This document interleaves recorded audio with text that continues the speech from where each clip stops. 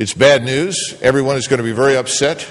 But the good news is we can make virtue of necessity and begin to develop a new force for the future that will be more potent and lethal than what we have now.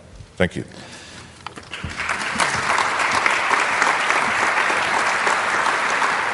Thanks very much. We took longer up at the podium than perhaps was planned for, but I think it was worth listening to these folks. So now we have about 15 or so minutes for questions. Does anybody want to throw any bombshells at any of the people who threw bombshells at you? Just please identify yourself and say whom you're asking the question of. Alan Shepard, and I'm asking the question of the panel. First, Dr. Zakheim, find it very interesting to put it in terms of submarines, our national debt. $417 billion spent on interest, worked out to about $1.3 billion a day.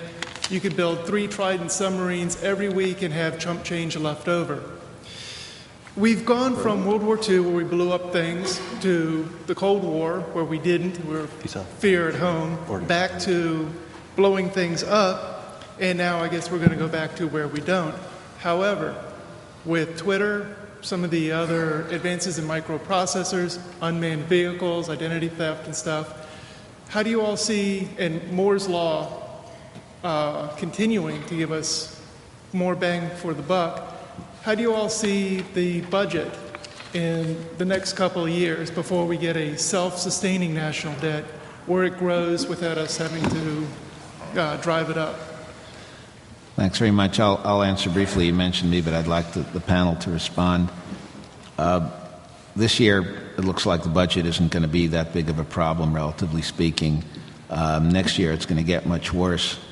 I think you mentioned submarines. I tend to agree with Doug McGregor. I think that's the one area that we have absolute dominance in and need to maintain absolute dominance in. I believe the Chief of Naval Operations has said that in the past. He may have said that at lunchtime.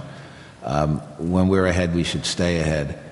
There are other areas where I believe that there are other countries in the world that may be slightly ahead of us. I think we have to get rid of the not invented here mentality. A country that is, 20th in education can't believe that it's first in everything. And so we need to think a lot more creatively. And I'll turn to the panel and let you hear some of their creative thoughts. Let's just go down the line like that. I'll just address several of the things that you said, but part of this goes to Colonel McGregor's thoughts. I believe there is zero tolerance in the United States for an attack on the homeland. And when that occurs, and it will occur, the President, the Commander-in-Chief, will use the forces he has or she has available to send a message. And so while it may be Neanderthal, it may be clubbing seals, the political reality is that the American public will demand action. So that's number one. Number two, and I'm a big believer in unmanned vehicles, and I invested in it very heavily as Chief of Naval Research, and some of it's coming to fruition today. Unmanned vehicles don't vote. They don't sit promotion boards. And until we change that paradigm, I don't know the strong constituency in military leadership to acquiesce to an unmanned world. And your comment on Twitter didn't go far enough. Social networking and its interaction with cyber warfare and the ability to control that in an Arab Spring, measure, countermeasure, countermeasure, coupled with Stuxnet, we haven't begun to appreciate the implications there. Next to WMD, it is the major threat, and I salute the Air Force in their efforts over the last 2 years to try and take the lead in this, which has resulted in a DoD cyber command. But we are all ones and zeros. Everything about us, that's where our national wealth is, and it is at risk every day. So let me agree with some of the comments that have been made already. Certainly, I agree with Admiral Cohn that the nation has a very low tolerance for attacks on the homeland, and will respond a lot the way we've responded before. I think a big part of the national security spending is in the intelligence community, and the intelligence community will continue to. I think they have excelled of late at their jobs, particularly in finding and interdicting terrorist plots and high-value targets and that sort of thing. I think the wired world is huge, as has been said. Stuxnet, if you didn't understand about cyber vulnerabilities, delve into Stuxnet. It will tell you a lot about it's more than an inconvenience. The cyber world and the physical world connect in very real ways, and that can cause tremendous issues for us. And I think we will have to prioritize our defense spending to deal with these kinds of issues. I couldn't agree more with the remarks about submarines. We have they are the ultimate stealthy force, and what do they call it? The silent service. Just tremendous opportunity there. The wired world offers both opportunity and vulnerability. It's one of the things I'm very concerned about is, as I said yesterday, the cyber defense is lagging cyber attack. And so we need to close that loop, and I think there'll be budget efforts at that, and Cyber Command is a big part of that. I'll just be brief. I think my colleagues have addressed a lot of the key strategic issues. On the math, I'm not sure I quite followed all of it, but it is absolutely right that the debt is a significant threat. We've had several citations to the Chairman of the Joint Chiefs on that. And the reality is, today, the nation is at a 60-year high in spending as a share of GDP and a 60-year low in revenue as a share of GDP. It's no surprise that we're running a massive deficit. It's no surprise that despite historically low interest rates, we're absorbing a great deal of national treasure in paying interest. One of the reasons that getting to swift resolution on this debt limit situation, this debate in Washington, is so important is that failing to resolve that promptly could drive precisely that increase in interest rates that Dr. Zuckerman talked about, which would eat our lunch almost instantly. Colonel McGregor? No, let's get to the questions. Okay, fine. You are next. Good morning, sir. My name is Frank Richardson, and I'm in trouble. I need some help. I'm a graduate of VMI and a degree in economics. I'm a retired Air Force guy, and I'm a contractor. So all three of those I feel sorry areas for of you. You're right. disciplines have been torn apart here this morning. How's your football team?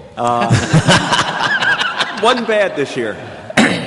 The reason why I want to ask the question about, it was mentioned that Van Buren is focused on the A&AS contracts. We talked about the downsizing of the military. What role do you see now with contractors moving ahead if all the opportunities for industry support to the DoD is dramatically reducing? What do you see moving forward for industry support, whether it's people support or products and services? I'll be very brief. I think the cuts are going to come in what are called the butts and seats world. I think the focus will be on buying things and buying ideas. And I believe that's where Secretary Gates is coming from. And there are lots and lots of ways to do that. And it will save quite a bit of money. So those companies that are simply providing people who flip their badges when they retire will well have something to worry about, in my view. Let me see what my colleagues think. Well, I think we live in a scapegoat world, and contractors are easy to scapegoat. Yeah, I think as our moderator said, it's all going to be about ideas and value add and strategic relevance. I mean, I think anybody who is able to contribute in that vein will continue to be very gainfully employed. If you're not relevant or don't have a value add idea, you won't. Sort of my view.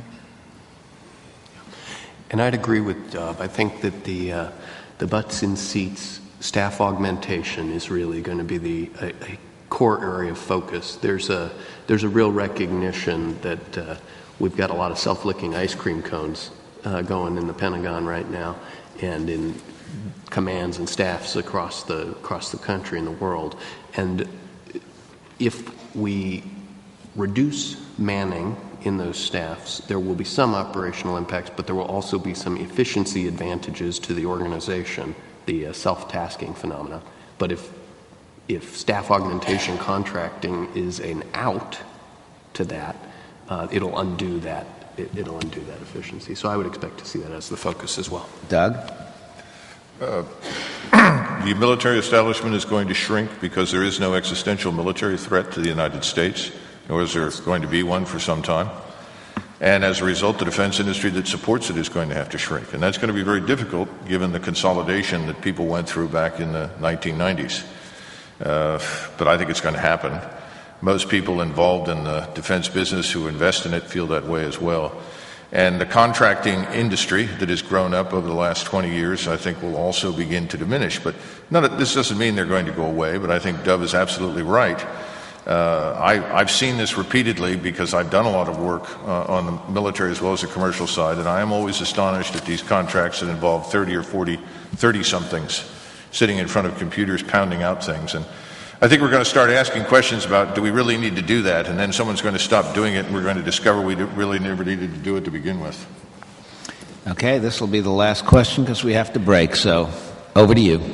Thank you. My name is Jeffrey Damon Capella, and I want to thank the panel for extending us the courtesy of their time. It was interesting to sit there and hear their thoughts on the challenges posed by budgetary constraints, particularly budgetary challenges that are borne out both doctrinally as well as regarding allocation of resources surrounding military research, development, and procurement, and those constraints, of course, coming from aptly stated U.S. military intervention as foreign policy as well as the rise of non-military public consumption.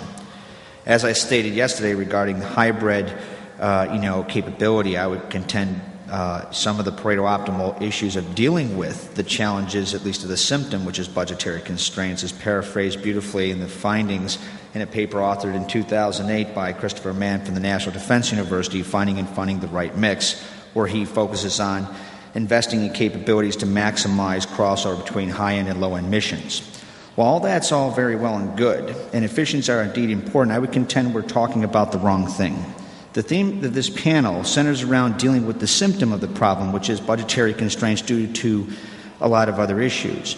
Rather, I would contend it would be more efficient to deal or address the problem, which gives rise to those budgetary constraints defined as low economic growth and rising non-military public consumption.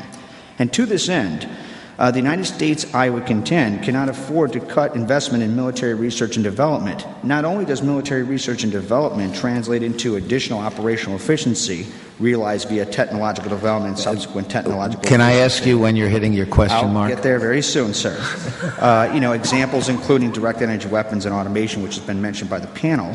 It also underwrites economic growth regarding positive spillover and spin-off. So going back to the issue of addressing the problem, how are you going to... my question to the panel is this. What is the panel's thoughts in the defense establishment assisting efficiencies in other governmental agencies from which a lot of these budgetary constraints are coming from, not so much in taking over their mission role, but kind of acting in a similar manner of how the military investments in research and development have had positive spillovers in our economy in general?